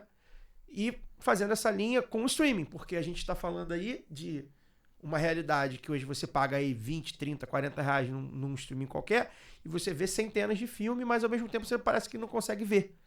Porque fica sempre ali passando o que você vai ver, precisando de uma curadoria, precisando de alguém para, me indica aqui uns filmes e tal. E a presença do streaming, né, na nossa realidade. Como é que você analisa isso? A relação, e de novo aqui, sem querer fazer uma fala nostálgica, conviver, se relacionar, ser tocado é uma coisa da vida presencial. Ponto. Tem corpo envolvido. E o cinema, por que ele se tornou um fenômeno como ele se tornou? Porque ele tensionou muito essa coisa. Você sentar numa cadeira, uma imagem de um tamanho que você só vai ter lá, um som com a qualidade que você só vai ter lá, e uma imersão total do seu corpo. E seja pro jeito que for, gostando ou não, dormindo, comendo, que seja. Essa entrega, ela se perdeu muito, assim. Se perdeu muito. Eu vou muito no cinema à tarde, né? Eu sou freelancer, trabalho por conta. Às vezes eu quero ver um filme que tá só 2 da tarde, acordo cedo, trabalho até meio-dia, vou e consigo me organizar. Acho que é a vantagem do home office aí. No meu caso, a coisa mais valiosa é essa, é conseguir fazer coisas, né, no meio do expediente em relação ao cinema. E, cara, é constrangedor que uma pessoa vá num filme das 2 da tarde e não saia do celular, assim, porque, cara, se tá apertado de trabalho, não vai no filme, assim. Não, a gente precisa se provocar um pouco a entender para o que a gente tá se entregando, sabe? Para o que a gente tá se entregando? Você vai parar a tua vida 1h30 e vai se entregar para, né, receber aquele trabalho, conhecer aquela história, ou você vai ficar meio trabalhando? Porque, cara, para ver meio trabalhando, aí vem em casa, né? Aí para, aí vai no banheiro, aí vai tirar a roupa da máquina. Eu sempre boto a roupa para lavar e boto um filme lá. Aí a máquina apita, precisa parar o filme, tipo, isso é uma relação. Tudo bem. A pessoa pode chegar aqui e falar, cara, eu não vou mais no cinema. Por quê? Porque é caro, porque é ruim para voltar, é perigoso, aí tem que pegar Uber. Tá certo. Agora, se provoque, se entregar um pouquinho, né? A gente tem que ter um pouco mais crítico com isso. Eu acho que tá tudo muito permissivo. Tem uma coisa interessante, que é isso que você falou, né? Ele tá disputando com tudo. E aí, na pandemia, houve um grande pessimismo em relação ao cinema, porque quando se dizia das atividades... como que se diz? Atividades essenciais, acho que o cinema é a atividade menos essencial da história da pandemia, porque é fechado, não tem como não se... Depois se sacou que você se contaminava pela fala e tal, mas assim, uma pessoa tá tossindo do teu lado no cinema, você pode pegar uma gripe, né? Enfim, o lugar é muito propício para isso. E no fim das contas, aí cada pessoa pensa numa coisa. Tem gente que acha que o cinema vai se consolidar como uma coisa puramente mercadológica mesmo, do shopping. O casal vai lá, come um lanche, senta 1h30 e vai cada um para sua casa, né? Principalmente casal de namorados, famílias, pessoas que não moram junto, o cinema ainda é um lugar de encontro. Pô, vamos no cinema? Vamos. Acabou, cada um pega a sua linha e vai embora. Há também uma ideia de que o cinema ele pode se consolidar como uma coisa de arte de fato, né? Tem muita gente que já é assim, pô, eu vou ao cinema ver filme que eu acho que vale a pena ver no cinema. Seja um filme antigo, na Cinemateca do Man, o cara fala, pô, meu sonho era ver esse filme no cinema, eu vi uma vez, peguei pela metade na TV, aí, pô, vale a pena, eu vou lá porque eu quero ver o Glauber Rocha, a versão restaurada na Cinemateca do Man. Porra, é um evento, é tipo assim, tirei a noite pra ver aquilo ali. Os festivais, eles vão sempre continuar, é onde você vai ter as novidades, onde você vai ver as coisas inéditas, e não tem escoamento no streaming. Não tem. Se você pegar, por exemplo, em 2010 ou 2011, o Brasil alcançou a marca de 100 filmes lançados no cinema por ano. Ele vinha lançando 60, 70, 80, com as políticas, as novas universidades, o fundo setorial, a Ancine funcionando, de Lula para Dilma, bateu 100, hoje está em quase 200 por ano, lançados no circuito, que chegam no cinemão mesmo. Desses 100 filmes lançados em 2011... tava até olhando esses dias. 50 estão no streaming. Caramba. 50 Cacete. Sumiram. Pode ser que tá no Vimeo do diretor, tipo assim, talvez num link escondido do YouTube. A pandemia bagunçou muitos links. Às vezes você acha um filme que ele tá numa live de uma ONG que ele esqueceu de tirar, sabe? Tá lá ainda. Ele tá lá porque passou na pandemia e ficou lá, sabe? Então, cara, isso é um número alarmante, assim. Muito. O Brasil... abre novas faculdades, investe em editais, as pessoas lançam os filmes, e se você falar, pô, quero ver os filmes do Brasil de 2011, metade você não acha. Isso é uma coisa chocante, assim. Então, ir ao cinema ainda garante que você consegue acompanhar o cinema. Se você não frequenta os festivais e aí você vê uma matéria num jornal de um filme que parece ser legal, pode ser que você nunca mais encontre esse filme na tua vida, porque não existe um caminho de carreira linear, né? A presença brasileira no streaming ainda é muito tímida, ainda é constrangedor, né? A gente pode falar daqui a pouco da coisa da regulamentação do streaming e tal. É constrangedor como a gente ainda não conseguiu organizar isso. Então acho que o cinema vai ser cada vez mais nicho nesse sentido. E o grande entretenimento, Hollywood, a parada vai durar, né? Vai continuar durando, acho que ainda acontece, esses filmes ainda acontecem. As grandes franquias, as sequências, a volta da pandemia teve Barbie e Oppenheimer, que foi um fenômeno. Pô, as pessoas achando que os cinemas iam acabar, de repente as pessoas estavam indo vestidas de Barbie no cinema. Então não vai acabar, vai ter sempre uma história que vai levar a multidão. Falando que o cinema vai acabar tem 100 anos. Exato, vai ter sempre, né, aquela história que vai levar a multidão, mas o entorno disso é um pouco preocupante, tem que achar outras saídas. O cinema vive uma questão muito complicada, que é a própria especulação imobiliária. Sim. Então, os cinemas também estão no shopping, porque o cinema de rua não consegue se manter. Claro. Isso é chocante. A gente vive num país que o investimento em cultura é pífio, né? A gente não tem mecanismos. Cara, como é que o Odeon não tem um contrato de 30 anos com uma marca para ele ter cinema garantido por 30 anos, todo dia uma sessão? Cara, não tem. Uma programação intermitente, abre num festival do Rio. Cara, como é que não consegue viabilizar isso, entendeu? E não tô falando mais para ser a Cinelândia, ter 50 salas. Ainda lá, né? Falou, cara, T1, para um dia chegar um turista, você fala, cara, desce no metrô, de frente já vai ter uns, pode ir lá. Mas não, cara, você não pode falar pro cara ir lá porque vai estar fechado, não tem, é só quando tem que ver. Então, assim, é muito triste que o investimento é tão difícil para manter as salas. Os shoppings estão aí bombando, acho que vão continuar bombando, acho que vai seguir tendo público. Ainda é um programa para adolescente, para criança muito, muito forte. Mas o que você falou é fundamental, assim, a questão da atenção. A gente tá numa disputa ingrata mesmo, assim, com a disponibilidade do corpo, né? Pô, a gente tem 30 e poucos anos, as pessoas estão nessa coisa de jovem cansado, será que eu vou, sabe? Tipo assim, as pessoas, pô, ir até o cinema. Tipo, existe uma sensação de desgaste geral e quase uma sensação de fim da vida, assim, né?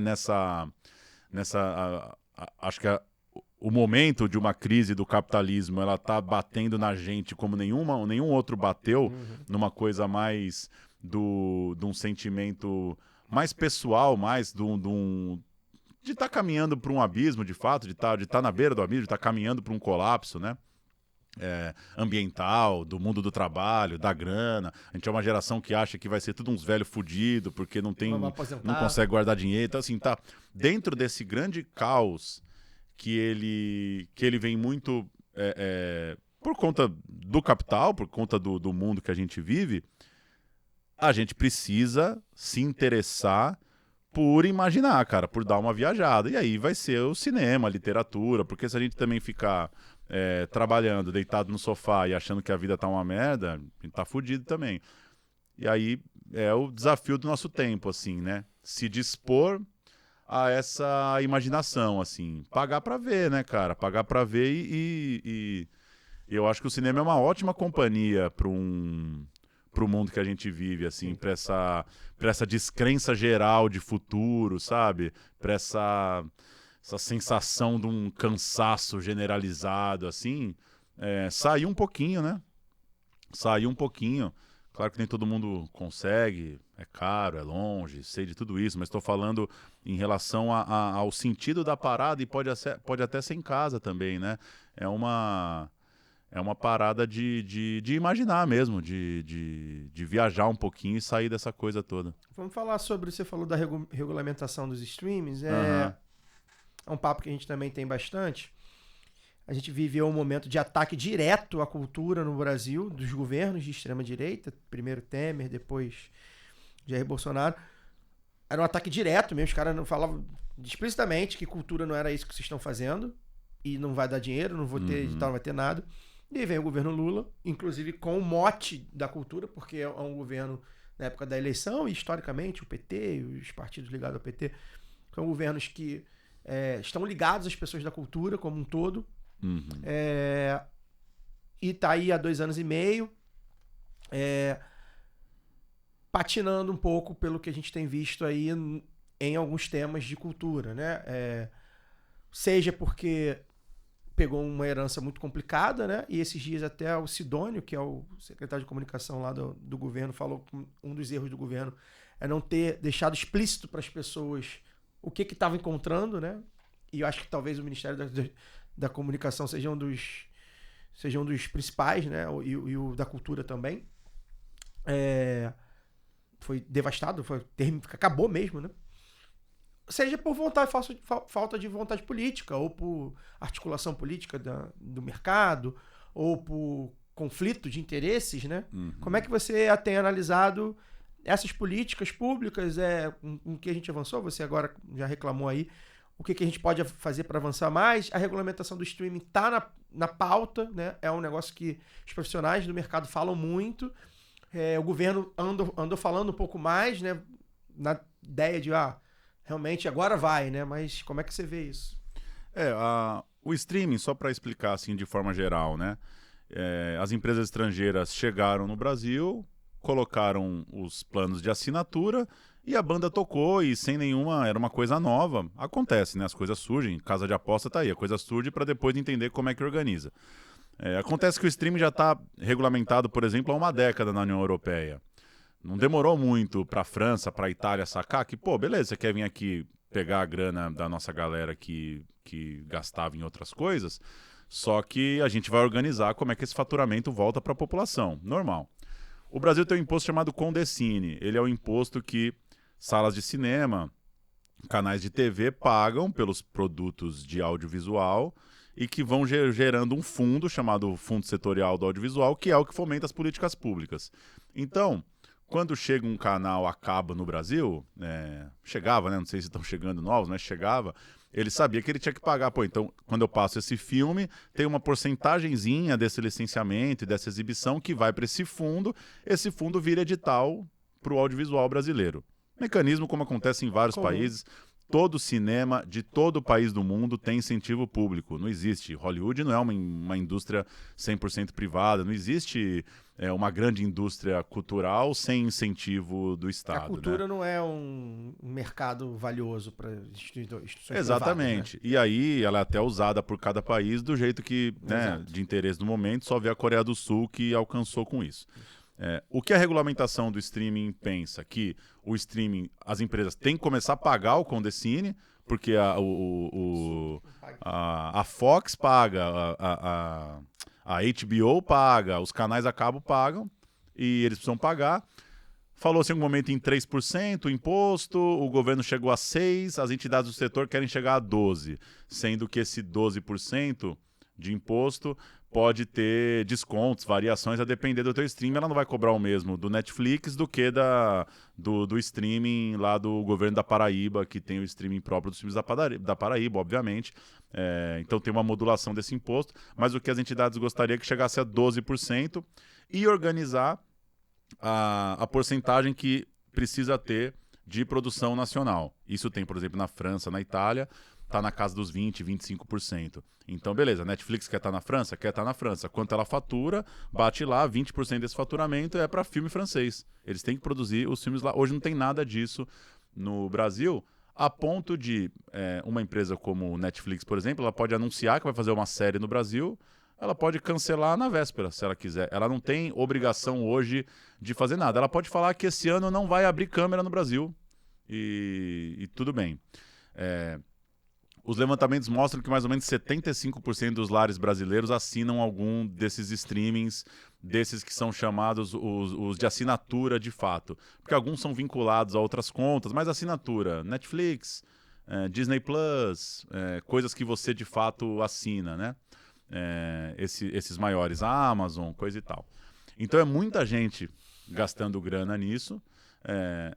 Grana que poderia estar indo para outros setores da cultura, do entretenimento, do lazer brasileiro que não estão, e não tem nenhum mecanismo de se cobrar em cima disso. Acontece que essas empresas também têm um lobby muito poderoso. Netflix acabou de anunciar que ela vai reformar via Lei Rouanet, uma coisa esquisitíssima, eu não sei como é que uma empresa dessa conseguiu acessar junto da Cinemateca Brasileira, e uma das salas vai ser reformada pela Netflix, vai ter lá uma plaquinha da Netflix, e ela já fez isso na Cinemateca Francesa também. E, cara, Lei Rouanet, 5 milhões. Tipo assim, dinheiro de pinga, né? E já vira um lobby muito poderoso. Então, acho que a grande frustração do setor é que se esperava uma defesa do audiovisual brasileiro um pouco mais forte, assim, porque são pessoas que formaram esse cinema que a gente está acontecendo hoje, né?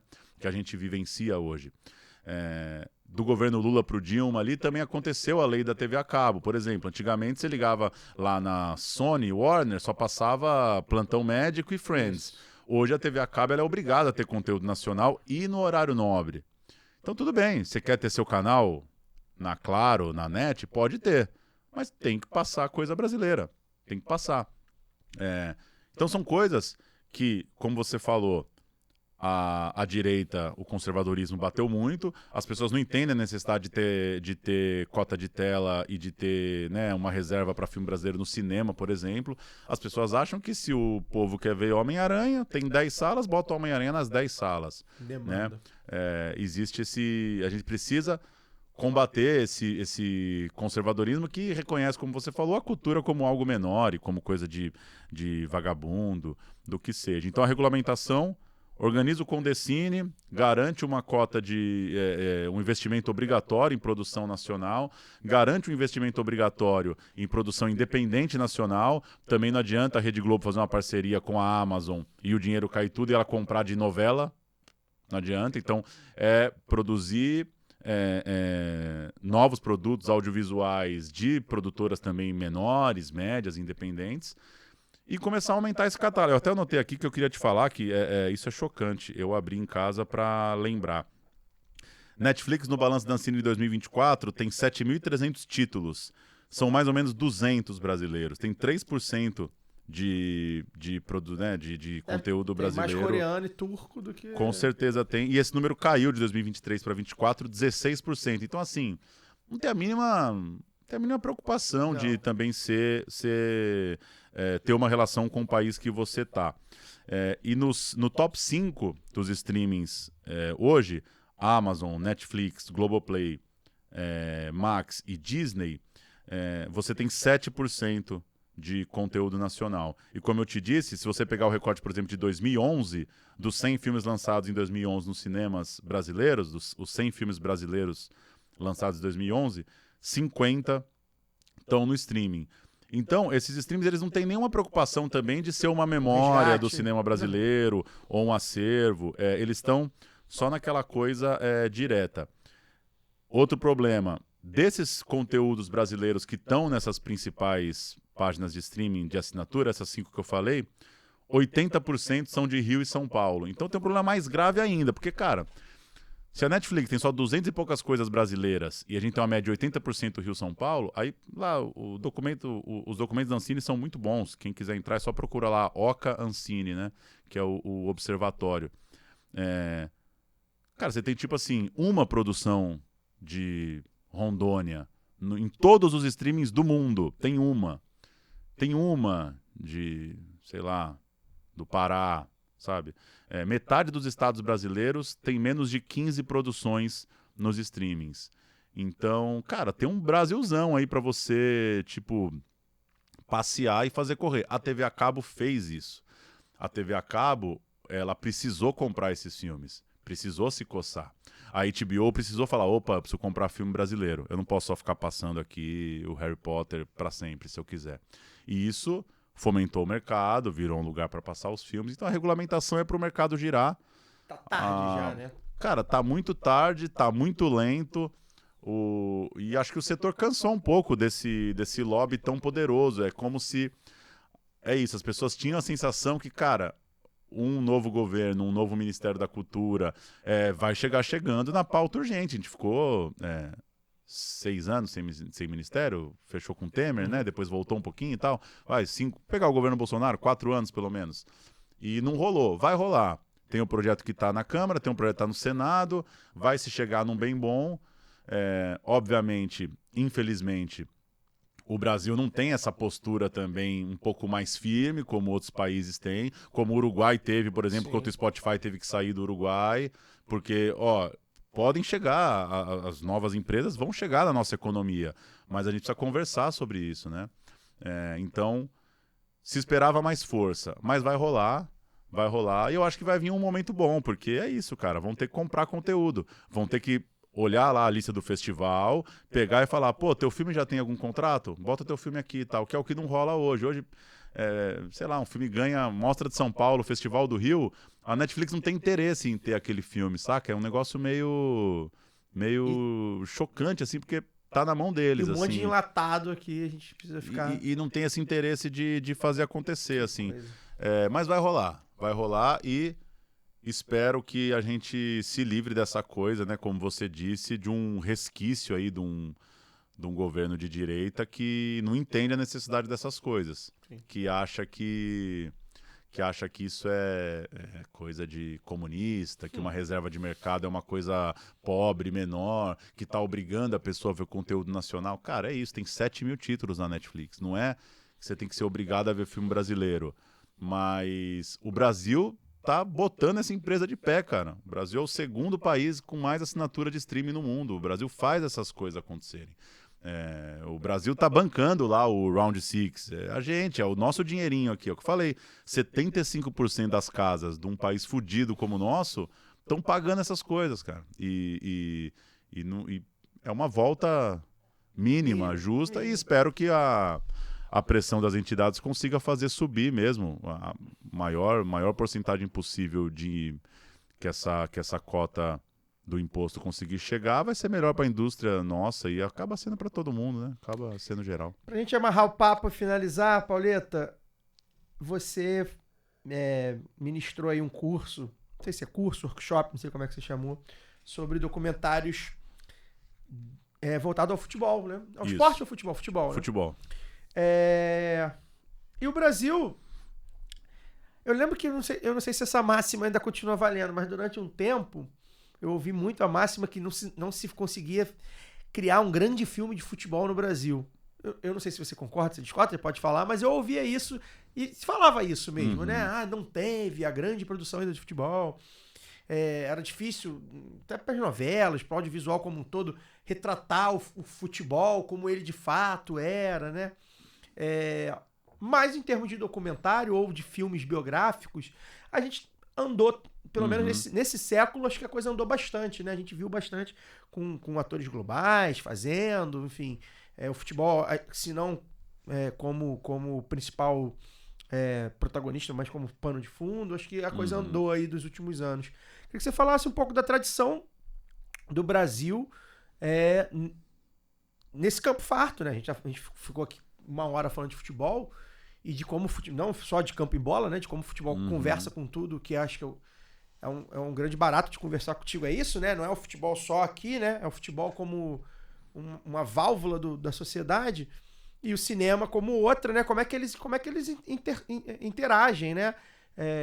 Enfim, e aí falasse um pouco das produções também, né? Porque você abordou as produções, você ministrou esse curso para falar um pouco como é que é fazer. É difícil mesmo pegar o futebol e retratar aquilo na tela, né? Tem esse tabu de, cara, a gente vai conseguir fazer a pessoa se sentir no estádio. É necessário que faça o espectador também se sentir no estádio. Enfim, fala um pouco pra gente amarrar aí cinema e futebol. Começando por esse final, conversando com diretores de fotografia também, primeiro se diz muito de que o futebol ele tem uma linguagem própria e que ela é irreprodutível. Né? Fala-se muito dos grandes filmes de boxe, por exemplo, e como o futebol teria essa dificuldade. No caso brasileiro, acrescenta-se o fato de que a gente é folgado com futebol e todo mundo acha que sabe ver que tá fingindo também. É difícil. Nunca vai ser. O moleque vai fazer um gol de bicicleta no filme e vai falar, deixaram a bicicleta. Botaram o Toró pra fazer o Pelé, mas não é o Pelé. Porque no filme de boxe o cara não deixou levar o soco, né? O gol de bicicleta o goleiro deixou. Gente, é um filme, né? Se o goleiro não deixar, não tem filme. Do mesmo jeito que enfim... Um filme de boxe também tá combinada a luta, espero, né? Não é assim, quem ganhar, ganha o filme. Então tem uma certa ideia e tem essa chatice brasileira com o futebol, eu acho que ela podou um pouco os realizadores. Sim. Eu acho que a galera tem medo. Sim. Tem medo de escorregar e porque a gente é muito chato. Dito isso, existiu em algum momento esse recorte que eu pego, tô até tentando escrever um livro agora, fazer os textos sobre os filmes. Em 63, sai Garrincha, Alegria do Povo, que é considerado o primeiro filme com protagonismo de um futebolista. Já tinham tido jogadores em filmes, claro, mas o primeiro, assim, vamos fazer um doc de um jogador brasileiro. O Brasil tinha acabado de ganhar a Copa de 62, Garrincha estava naquela coisa meio down, meio baixo astral, meio largando a carreira e as pessoas achando que ele já tinha acabado. Foi do auge Foi muito rápido, né? O segundo semestre de 62 ele já cai muito de rendimento. Tem aquele último grande jogo da vida do Garrincha, a final contra o Flamengo. E o filme acontece meio nesse bololô. O filme sai em 63. Em 63 também sai um filme a respeito do Pelé. Depois, no final dos anos 60 e para os anos 70, vão sair outras produções. Existe uma série de documentários que tentam, de certa forma, desvendar o Brasil, e que um desses documentários é um documentário de futebol, Subterrâneos do Futebol, que pega a frase do João Saldanha, para tratar ali também. Então, houve um momento em que o futebol era um objeto ali de entender um pouco o Brasil pelo futebol também. Talvez uma visão de esquerda, uma visão de um cinema tentando fazer um cinema verdade brasileiro, que talvez o torcedor de futebol não gostasse muito daqueles filmes, mas ele era um objeto de estudo. Você tem Passe Livre, que é o filme sobre a luta do Afonsinho pelo passe livre. Você vai ter nessas produções. Você tem Todo Mundo, um filme do Tomás Farcas, que talvez é o primeiro filme a registrar com mais intensidade assim, as torcidas organizadas. É um filme lindo, os primeiros cantos ali. Ele pega um jogo no Morumbi, um São Paulo Atlético Mineiro, que as torcidas estão cantando. É muito legal ver um som direto captando torcida assim, naquela época. Então havia esse interesse, essa intelectualidade brasileira. Ela em algum momento se deu conta que, cara, falar o Brasil, esse Brasil moderno, da bossa nova, da Copa do Mundo, do esporte, do samba, do que for, esse Brasil inventado aí dos anos 60, 70, precisa passar pelo futebol. Rolou isso. Acontece que, a meu ver, né, se a gente pegar um recorte mais recente, a gente tem uma chegada dos clubes que burocratiza um pouco esse processo. Então, os filmes institucionais, em que você precisa ter uma autorização formal do clube, eles acontecem de outra maneira. A gente tem vários desses, né? Lá em São Paulo foi saindo um atrás do outro. O São Paulo tinha lá o Soberano 2, o Corinthians teve o Fiel, o Palmeiras teve filme para 93, para 99, para o Marcos. Produções que são legais ali para o torcedor, mas que são produções, às vezes, muito vinculadas ao clube de fato. São produtos licenciados, né? De fato. Outra coisa é que os jogadores passaram a produzir seu próprio conteúdo, então tá difícil. Aí o Ronaldo faz uma série sobre a carreira dele, aí o Neymar topa fazer uma série sobre a vida dele. Então, a gente tá lidando com um ambiente que se fechou muito, voltando naquele primeiro assunto. A gente não consegue chegar pro Flamengo, a gente consegue chegar pro Maracanã e falar, ó, a gente é uma dupla aqui de cineastas independentes, a gente quer fazer um filme sobre o Maracanã nessa Libertadores. Fala, pô, tem que falar com o Flamengo. Aí o Flamengo vai, pô, mas a gente perdeu a Libertadores, é melhor deixar o filme para ano que vem e tal. Tipo assim, tá difícil você conseguir acessar. E o documentário sem acesso, ele é uma porcaria, né? Assim, você precisa ter um acesso, você precisa ter um respaldo de liberdade de acesso para ele acontecer. Mesmo assim, tem bons documentários. A gente tem o Fla-Flu, do Renato Terra, eu acho um ótimo filme de rivalidade, é um documentário mais tradicional, gente sentada, de texto, de conversa, mas é super emocionante, ele faz aquela pegadinha de voltar com a camisa do rival e emociona o cara, é um filme ótimo. Os filmes do Pedro Asbeg, Democracia em Preto e Branco, Geraldinos, filmes ótimos também num retrato mais político, né? Eu acho que tem essas pessoas tentando sair dessa amarra do futebol cotidiano e contar suas histórias, mas é difícil. Tem um outro problema no Brasil que arquivo está muito caro. O arquivo virou uma commodity. A partir do momento que a Globo, que é quem transmite o futebol desde muito tempo, passa a ter também o seu serviço de streaming, ela não vai vender. Então, a Globo fez a série do Dr. Castor. Se eu e vocês, a gente quiser fazer um filme sobre o Dr. Castor, ela não vai vender as imagens pra gente, ou vai botar um preço que a gente não vai ser capaz de pagar e vai ficar por isso mesmo, porque não é de interesse fomentar essas produções outras. Isso talvez em outros países é um pouco menos fechado numa instituição só.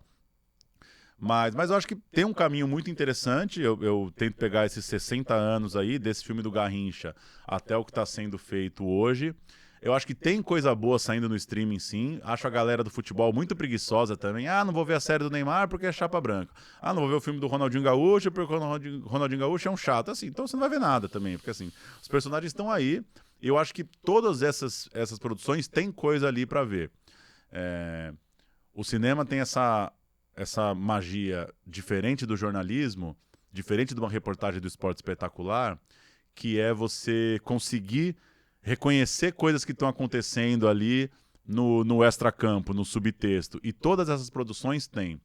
Se você assistir com atenção a série do Neymar, você entende mais ou menos o que está acontecendo agora com o pai do Neymar, com ele, a relação que eles têm hoje. Inclusive o fato de ser chapa branca demais, às vezes mostra um pouco. E às vezes é meio. né? E às vezes é meio chavão também falar que é chapa branca, porque nada é 100% chapa branca também, né? Então, por exemplo, a série do Neymar tem a discussão dele com o pai dele, a hora que o pai dele fala, pô, daqui a pouco a gente vai parar, e aí você vai tocar as empresas. E aí ele fala, e se eu não quiser tocar a empresa? Você não sabe se eu quero ser dono de empresa e tal. Deixou alguma coisa a mostrar. As coisas estão lá acontecendo. O filme do Ronaldinho, por exemplo, que está na plataforma da FIFA, tem alguns relatos muito sinceros do Ronaldinho sobre a morte do pai dele e tal, coisa que eu nunca tinha visto ele falar em matérias. Então, eu quero acreditar que o documentário ainda te mostra coisas. O próprio documentário do Ronaldo, a recuperação dele, as imagens dele na piscina, lá na França, para recuperar o joelho para a Copa do Mundo. Cara, por mais que você saiba a história trocentas vezes, tem imagens interessantes, tem um acervo, tem coisa nova ali. O filme do Figo, pô, todo mundo sabe que o Figo trocou de time. Cara, tem o Figo na praia, quando estão ligando para ele do Real Madrid e tal. Então, um bom documentário, ele sempre vai, né, tem uma máxima no documentário que diz que um bom documentário é aquele que te inaugura o teu olhar, inaugura algum olhar novo para você. Então você sabe tudo da carreira do cara, mas você assistiu com a densidade do cinema, que não é a do jornalismo, não é ler uma grande matéria na Piauí ou assistir uma grande matéria no Fantástico. Com a densidade do cinema, com aquele fluxo de imagem, com a montagem mais pensada, um trabalho que dura anos, muitas entrevistas que não entram, bastidores, acertos com o seu documentado, seu objeto. É diferente você fazer um documentário do que você sentar para fazer uma entrevista, né, para uma revista. Tudo isso sempre vai contar alguma coisa, assim. Então acho que o Brasil produz coisas boas. Acho que as pessoas estão meio com bode dessa coisa oficial, dessas mega estrelas, e tudo bem. Tipo assim, eu tenho um amigo que adora futebol inglês, eu falei pra ele, viu a série do Beckham? Ah, até parece que eu vou parar pra ver a série do Beckham. Eu falei, cara, é legal, você gosta de futebol. Pelo menos pelas imagens. Assiste tanta besteira aí, tanta bobagem, sabe? E já vai com o pé atrás achando que, propaganda e tal. Acho que tem que perder um pouco isso.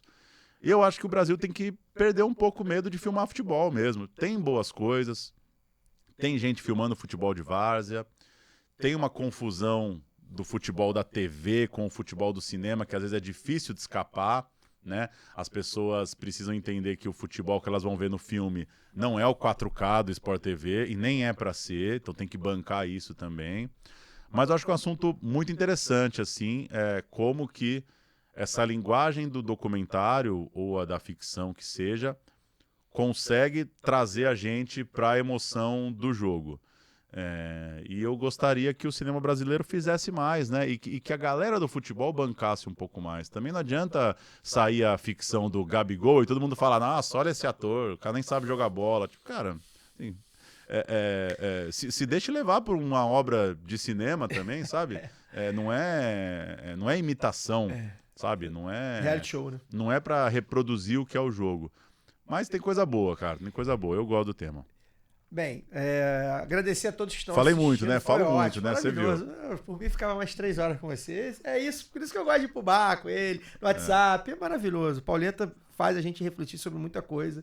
De verdade, assim. Agora que vocês viram, vocês vão concordar comigo, assim. É um cara que faz a gente refletir sobre várias coisas e muitas vezes no contrafluxo, né? Você vê que ele, um cara crítico, falou aí, pô, banco, chapa branca de vez em quando, né? Ele usa uma palavra que eu gosto de bancar, né? A gente precisa bancar algumas coisas, né? Precisa bancar algumas coisas. Agradecer a todo mundo que está assistindo, né? Lembrar que o Lado B Revista é uma parceria com o escritório, Normando Rodrigues Advogados, a quem a gente deixa um abraço. Veja se você está chegando agora, se veio aqui através do Pauleta, se inscreva no YouTube. Aqui a gente tem bastante outros conteúdos, principalmente aqui no Lado B Revista. A gente já falou de música, de comunicação, enfim, dá uma olhada aí nos conteúdos do Lado B. Pode se inscrever, ativar as notificações, deixar seu like, deixa seu comentário. Se tiver alguma pergunta para o Paulo Júnior, deixa aí nos comentários que a gente manda para ele, ele responde. Paulo, muito obrigado. Foi exatamente do jeito que eu queria que fosse. Tem mais coisa pra falar, tá? A gente tem mais, mas é a parte 2. Áudio, você me manda áudio. Não, fica a parte 2. Pode ser. De repente a gente faz um Lado B do Rio com você. Não, mas eu vou trazê-lo aqui. Quero falar de literatura, você que é um escritor. Quero falar de Rio, de São Paulo, futebol de várzea. Tem um monte de coisa aqui pra falar. Mais 2 horinhas aí, mas deixa pro final do ano, né? Pra galera sentir saudade. Eu tô treinando a síntese, mas eu falo bastante. Eu me alongo nas respostas, mas tá bom. A gente quer assim. O Lado B do Rio gosta assim. E as pessoas que nos veem também gostam. E quem tá aqui também, que veio aí através do seu trabalho, que te acompanha já também, com certeza gosta. É esse jeitinho mesmo, que como eu conversei com você em off, era isso que eu queria. Acho que a gente conseguiu trazer um apanhado aí de futebol, de cinema, de como as coisas se misturam. Deixa seu recado final. Vou pedir para você deixar, então, um filme que você acha que as pessoas tem que ver muito, né? Mas assim, um filme que você acha que assim, esse filme aqui, veja esse filme, que é uma indicação do Paulo Júnior. Nesse tema, vamos nesse tema. Pode ser desse tema, pode não ser. E um jogo.